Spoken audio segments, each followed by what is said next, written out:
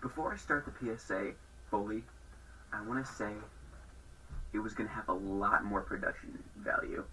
It was going to have it was going to have a whole theme. It was going to be pretty good, and well, kind of fell through. But here we are. I still think I did a good job on it, but I don't know, we'll see. Here we go.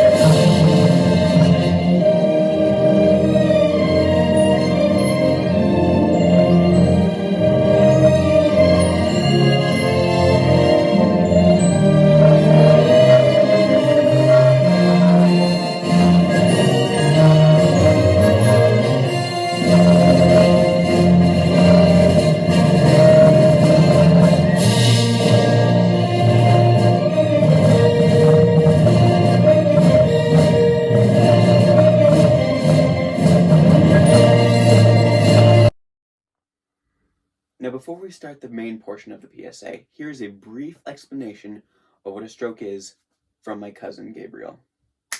Howdy, my name is Gabriel Papulak. Stroke is a blood clot in the brain. My papa, he's had like 15 of them. Ain't never stopped him none.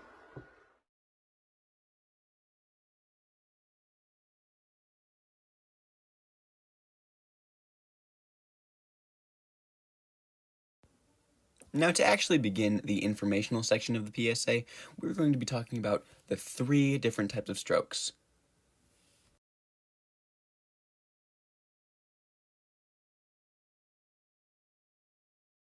The first stroke we will be discussing is the ischemic stroke.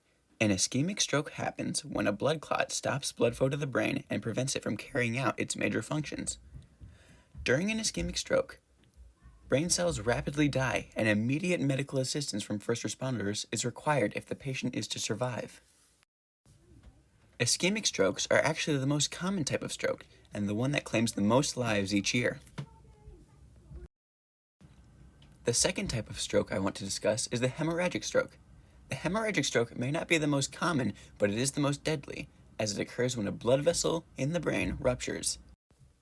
Unfortunately, most of these cases result in death, and immediate medical care is needed if the patient has any chance of survival.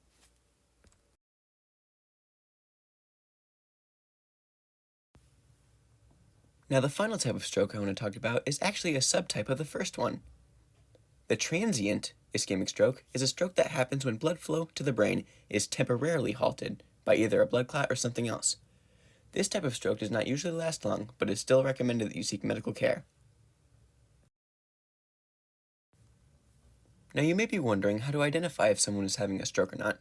Well, a reliable way to tell is by using the acronym FAST.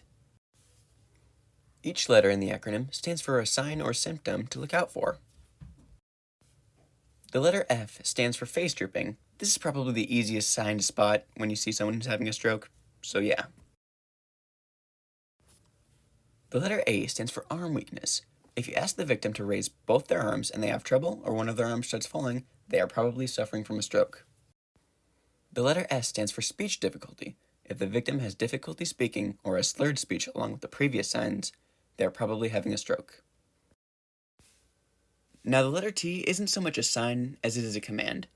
Calling 911 can be done by anyone and is the best way to help someone who is having a stroke because immediate medical care is the only way the victim can survive, and calling 911 as early as you can provides the best chance of that survival.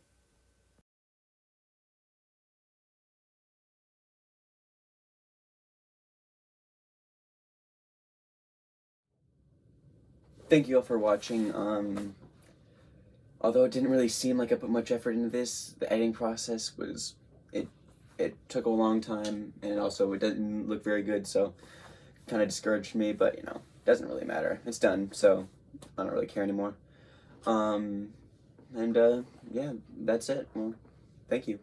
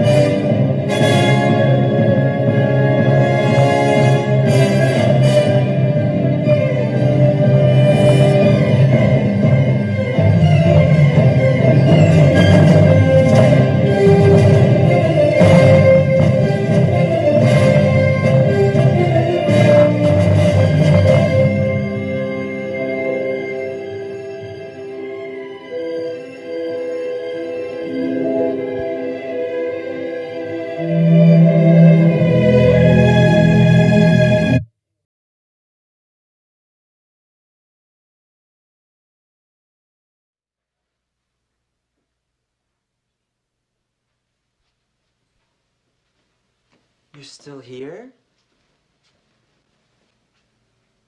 It's over. Go home.